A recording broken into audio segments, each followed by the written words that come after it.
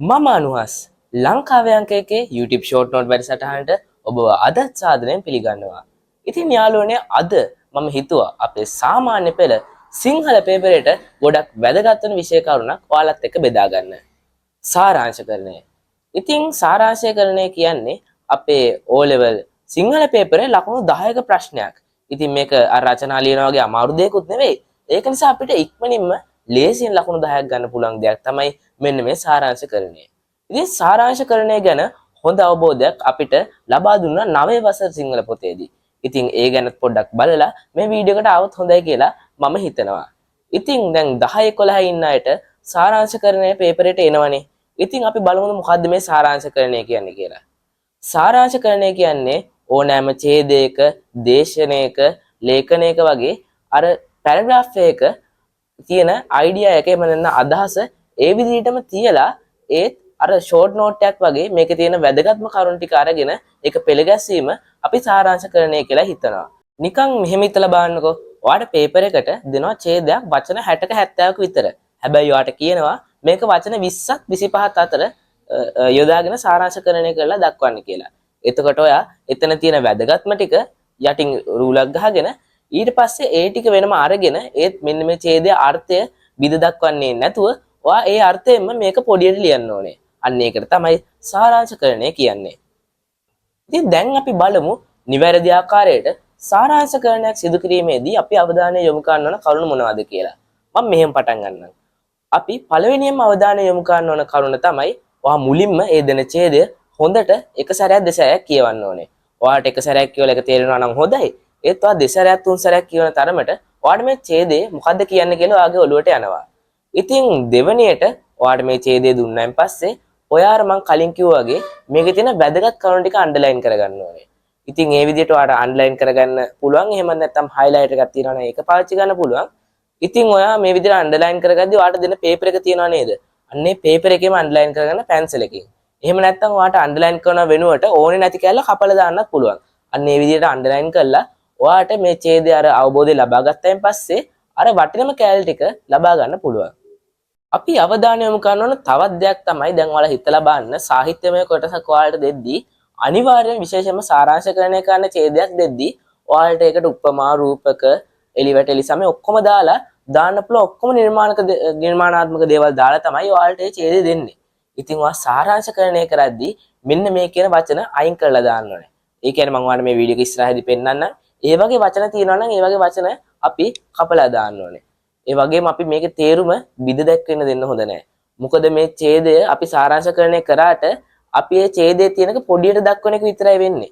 ඒ වුණාට ඒකේ අර්ථය නැති වෙන්න දෙන්න බෑ. ඉතින් සාරාංශකරණය කියන්නේ අර්ථය නැති කරන්නේ නැතුව ඒක අඩු වචන ප්‍රමාණයකින් දැක්වීම. අපි අවධානය යොමු කරන ඕන තවත් දෙයක් තමයි අපි ලියන වචන ගාන.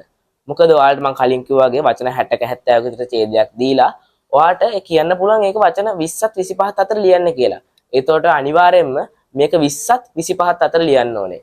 ඊට වඩා අඩු ගාණක්වත් ඊට වඩා වැඩි ගාණක්වත් ලියන්න බෑ. හැබැයි නිකමට හිතලා බලන්න මෙහෙම වුණා කියලා ඔයාලට දෙන පේපර් එකේ අර වචන කීයක් ලියන්න ඕනද කියලා දාලා නැහැ. ඒක වචන 60ක 70ක විතර එකක් දාලා ඒත් වචන 20ක් 25ත් අතරද 30ක් 35ත් අතරද කියලා දාලා නැහැ. අන්න ඒ වෙලාවට මොකක්ද දන්නවද කරන්න ඕනේ?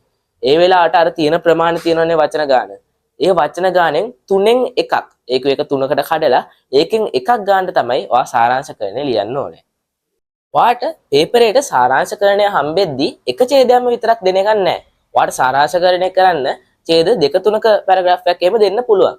අන්න ඒ වෙලාවට ඔයා මේකේ අර අවසානයේට අපි ලියන සාරාංශකරණය තියෙනවානේ. අන්න ඒක තනි ඡේදයකින් දක්වන්න ඕනේ. ඔයාට හම්බෙච්ච පේපර් එකේ ඡේද තුනක් තිබ්බා කියලා අන්තිම උත්තරේට ඡේද තුනක් ලියන්න එපා. අන්තිමේදී තනි ඡේදයකින් තමයි ඔයාගේ උත්තරේ තියෙන්න ඕනේ. ඉතින් මේ ඔක්කොම කරලා අවසානම දේ තමයි ඔයා ඔයාගේ සාරාංශකරණය ලියලා ඉවර වෙලා යටින් කොනක වරහන් දාලා ලියපු වචන ගාන දාන්න ඕනේ. අන්න ඒකටත් එක ලකුණක් හම් වෙනවා. ඉතින් මේ ඔක්කොම දේවල් සාර්ථකව කරොත් ඔයාට හොඳ ලකුණකට යන්න පුළුවන්. ඉතින් දැන් අපි ප්‍රශ්න දෙකක් සාකච්ඡා කරලා බලමු. එතකොට ඔයාලට තවත් තේරෙයි කොහොමද මේ සාරාංශකරණය කරන්නේ කියලා. ඉතින් මම ඔයාලට මේ සපයලා තියෙන මේ ප්‍රශ්නේ දිහා බලන්න මේ ඡේදය හොඳට කියවලා බලන්නකෝ. ඉන්දියන් සාගරයේ මුතුයට නමින් ප්‍රචලිත ලක්දිව භූමිය තුල ඉතා වටිනා මාණික්‍ය රත්නයන් නිදන්ගතව පවතී.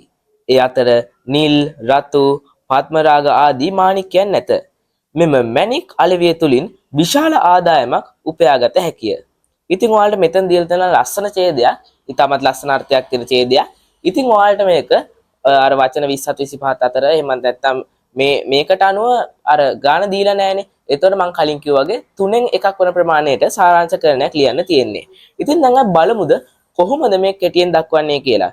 ඉතින් මේක පටන් ගද්දිම අපිට පේනවා ඉන්දියන් සාගරයේ මුතු ඇටය නමින් ප්‍රචලිත ලක්දිව භූමිය. ඉතින් මේක අපි තනිපදයෙන් ගත්තොත් ඉන්දියන් සාගරයේ මුතු ඇටය නමින් ප්‍රචලිත ලක්දිව භූමිය කියලා ඒක ඉතින් අපිට සරලවම ලියන්න පුළුවන් ලක් භූමියෙහි කියලා. අන්න ඒ විදිහට ලියන්න පුළුවන් පොඩිම විදිහට අපි ලිව්වොත් අපිට ඊටමත් සාර්ථක සාරාංශකරණයක් ලියා ගන්න පුළුවන්.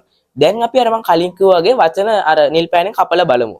ඉතින් අපිට ලැබෙනවා භූමිය තුල ඊතා වටිනා. අපි මේ ඊතා වටිනා එකත් කපලා දාමු. ඊට පස්සේ මාණික්‍ය රත්නයන්.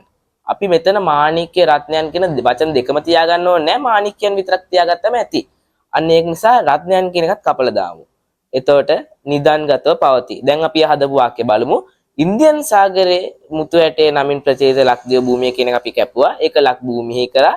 දැන් අපි වාක්‍ය කියවලා බැලුවොත් ලක් භූමියේ තුල වටිනා මාණික්‍ය නිදන්ගතව පවතී. බලන්න අපි ලොකු වාක්‍යයක් ඉතාමත් පොඩියට දැක්කුවා. අපි මේ ඡේදය තවදුරටත් ගියොත් ඒ අතර නිල් රතු පద్මරාග ආදී මාණික්‍යයන් නැත. ඉතින් අපි මේ කියවනේ දැන් මාණික්‍යයන් තියනවා කියලා. ඒතකොට නැවතත් උදාහරණ සපයලා මේක කියන්න දෙයක් ඕනේ නැහැ. මොකද මේ එකම වාක්‍යය තමයි දෙආකාරයකට පෙන්වන්නේ. ඒ නිසා අපි ඒකත් කපලා දාමු. ඊට පස්සේ මෙම මැණික් කියන එකත් කපලා දාමු. අලවිය තුලින් කියන එක අපිට කියන්න පුළුවන් අලවියෙන් කියලා. වචන දෙක එක වචනෙන් පෙන්වන්න පුළුවන් නම් වඩාත් හොඳයි. මොකද පුළුවන් තරම් අඩු වචන ප්‍රමාණික පෙන්වුවත් තමයි ඔයාලට මේකේ වැඩි ලකුණු ලැබෙන්නේ. ඉතින් මම අර කලින් කැපුවා නේද මෙම මැණික් කියන එක. අපිට ඒක අර කලින් වාක්‍යයේ මැණික් කියන එකත් එක්ක මේකයි අරකයි සම්බන්ධ කරන්න පුළුවන්. ඉතින් අපිට අන්තිම වාක්‍යයේ විදිහටම තියමු විශාල ආදායමක් උපයාගත හැකිය.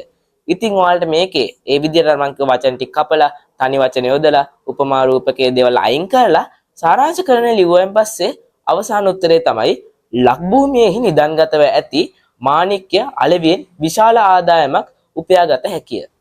ඒත් මෙතන තාම වැරද්දක් තියෙනවා. මොකද්ද කියලා කියන්න පුළුවන්ද? ඔව් මම මෙතන වචන ගාන දාලා නැහැ.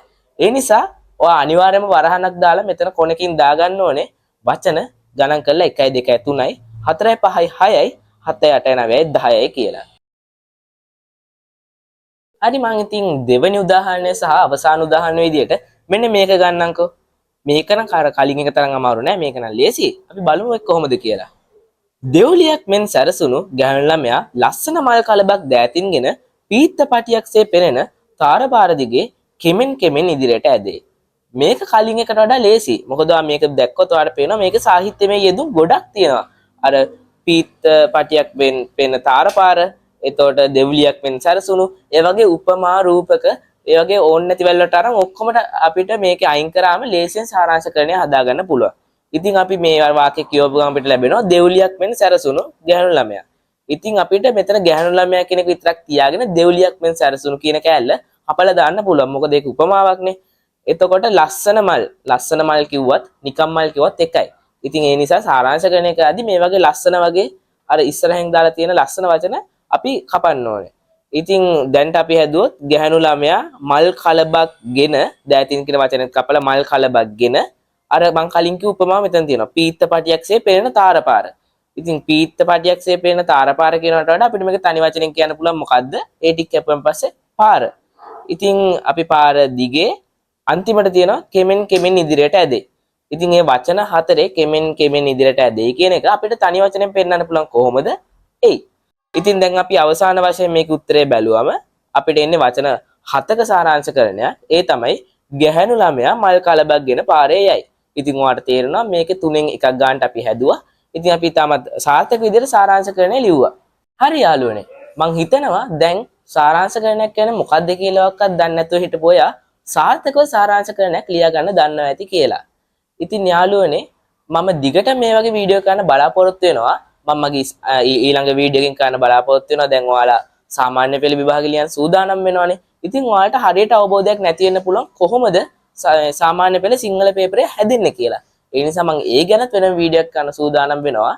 ඒ වගේම ඔයාලා මේ දවස්වල වැඩිපුරම බලන දෙයක් තමයි විචාර. ඉතින් විචාර ගැනත් මම වෙනම වීඩියෝ එකක් කරන්න සූදානම් වෙනවා.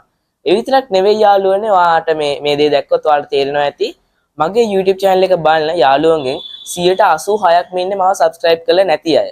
ඒ කියන්නේ ගොඩක් පොඩි ප්‍රමාණයක් තමයි මාව බලන අයගේ මාව subscribe කරලා තියෙන්නේ.